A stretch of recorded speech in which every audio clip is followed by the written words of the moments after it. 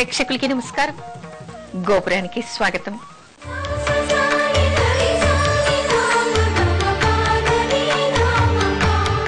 రామాయణంలోని అరణ్యకాండ విశేషాలు ఏమిటి? శ్రీరామ రామ రామేతి రామే రమే మనోరమే సహస్రనామ తత్తుల్యం రామనామ వరాననే. మనము ఈ వసంత నవరాత్రుల్లో రోజు కూడా సంక్షిప్తంగా రామాయణంలోని ఒక్కొక్క కాండలోని విశేషాలు ఒక్కొక్క రోజు చెప్పుకుంటూ ఉన్నాం.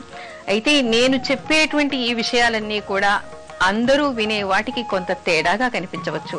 కానీ నేను చెప్తున్నటువంటి ఈ విషయాలన్నీ కూడా అచ్చంగా వాల్మీకి రామాయణంలో ఉన్నటువంటి విశేషాలు మాత్రమే నేను చెప్తున్నానని అందరినీ గమనించాలని కోరుతూ ఉన్నాను. ఈ అరణ్యకాండ ప్రారంభంలో మనకి ఇక్కడ కనిపించేది ఏమిటంటే, సీతారామ లక్ష్మణులు దండకారణ్య ప్రవేశం చేశారు. దండకారణ్యంలో ఒక కుటీరాన్ని వాళ్ళు ఏర్పరచుకుని అక్కడ ఆనందంగా నివసిస్తూ ఉన్నారు. ఇక్కడ అనుకోనటువంటి కొన్ని సంఘటనలు జరిగాయి. ఒకరోజు కామిని అయినటువంటి శూర్పణఖ రాముడి దగ్గరికి వచ్చింది.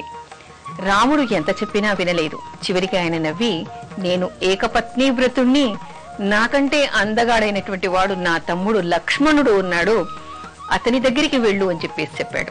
కామిని అయినటువంటి శూర్పణఖ లక్ష్మణుడి దగ్గరికి కూడా వచ్చి తన కోరికను వెలబుచ్చింది. లక్ష్మణుడు ఎంత చెప్పినా నయానా భయానా ఏం చెప్పినా వినలేదు.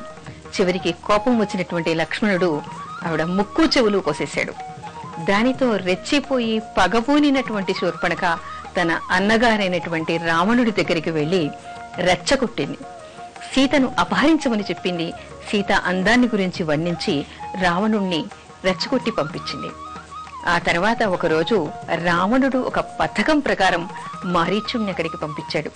మారీచుడు ఒక బంగారు లేడి రూపంలో, మాయ లేడి రూపంలో ఈ పర్ణశాల ముందర తిరుగుతూ ఉండడం చూసి సీతమ్మ వారు, ఆ జింక చాలా అందంగా ఉంది కాబట్టి అది నాకు కావాలి అని రాముడిని కోరింది.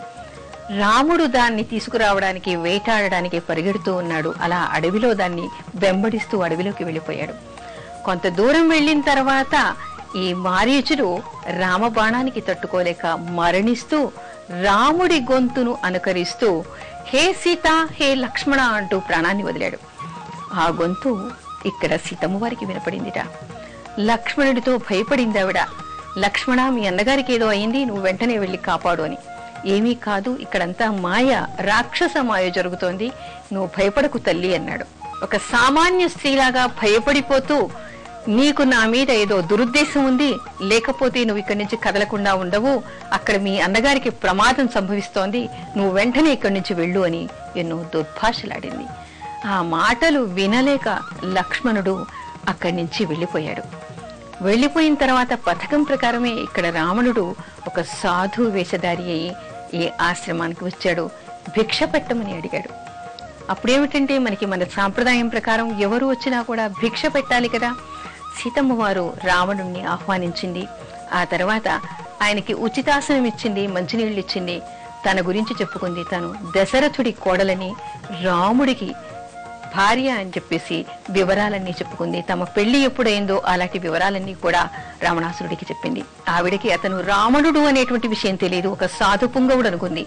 కొద్దిసేపు కూర్చోండి, ఈ లోపల నా భర్త అడవిలో నుంచి పళ్ళు ఫలాలు తేనె పట్టుకు వస్తాడు, మీకు ఆతిథ్యం ఇస్తాడు, కాసేపు కూర్చోండి అని చిన్నపిల్లలాగా అమాయకంగా తన గురించి చెప్తూ వెళ్ళింది.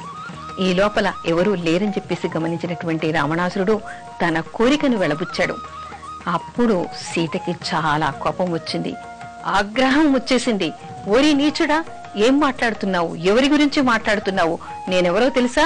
నిప్పుతో చెలగాటాలాడకు, తక్షణం ఇక్కడి నుంచి వెళ్ళిపో అని చెప్పేసి తర్జన చూపించి కళ్ళెర్ర చేసింది. వికటాట్టహాసం చేస్తూ తన నిజరూపాన్ని చూపించాడు రావణుడు. వెళ్ళిపో ఇక్కడి నుంచి, తొందరగా వెళ్ళిపో, కొద్దిగా ఆలస్యం చేసిన నా భర్త వచ్చాడంటే నిన్ను బ్రతకనివ్వడు, ఇక్కడే హతమార్చేస్తాడు, వెళ్ళిపో అంది. వికటాట్టహాసం చేస్తూ ఆవిడ జుట్టును ఒక చేత్తో పట్టుకుని, రెండు కాళ్ళని ఒక చేత్తో పట్టుకుని అమాంతంగా తీసుకెళ్లి తన విమానంలో కూలేశాడు. సీత రోధిస్తూ ఉంది, దూషిస్తూ ఉంది. అయినా ఎవరు వినేవాళ్లు లేదు. అక్కడంతా కూడా ఆవిడ రోదన ఒక అరణ్య రోదన అయిపోయింది. చెట్టును పుట్టను చెమను చూసి కూడా మీరంతా గమనించండి, రాముడు వస్తే చెప్పండి, నన్ను దుర్మార్గుడు రావణుడు ఎత్తుకుపోతున్నాడు, మీరెవరైనా కూడా నా భర్త అయినటువంటి రాముడికి చెప్పండి అని రోదిస్తూ గట్టిగా అరుస్తూ కూర్చుంది ఆవిడ. కొంత దూరం వెళ్లిన తర్వాత జటాయువు ఎదురుపడ్డాడు. ఇక్కడ సీతను గుర్తుపట్టాడు, రాముడి గురించి మాట విన్నాడు, రావణుడితో పోరాడానికి వచ్చాడు. కానీ రావణుడు ఊరుకున్నాడా? ఆ జటాయు పక్షి యొక్క 2 రెక్కల్ని కోసేశాడు. అంతే నేలకూలిపోయాడు జటాయువు. సీతను తీసుకెళ్లి రావణుడు అశోకవనంలో పెట్టాడు. సీత ఎన్ని రకాలుగానూ దూషించింది. కామ పిశాచానివై నువ్వు ఇక్కడ నన్ను తీసుకొచ్చావు, నీ లంక నాశనం అవుతుంది, నీ వంశం నాశనం అవుతుంది, నువ్వు కూడా నాశనం అవుతావు. ఏ రోజుకైనా నా భర్త అయినటువంటి రాముడు వస్తాడు, నిన్ను హతమార్చి నన్ను తీసుకెడతాడు అని ఆవిడ చెప్పింది. ఇక్కడేం జరిగింది? మారీచ వధ తర్వాత లక్ష్మణుని చూసి బెంబేలు పడ్డాడు రాముడు.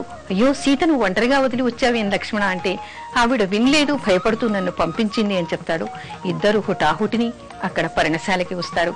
పంచవటిలో సీత కనిపించలేదు వాళ్ళకి.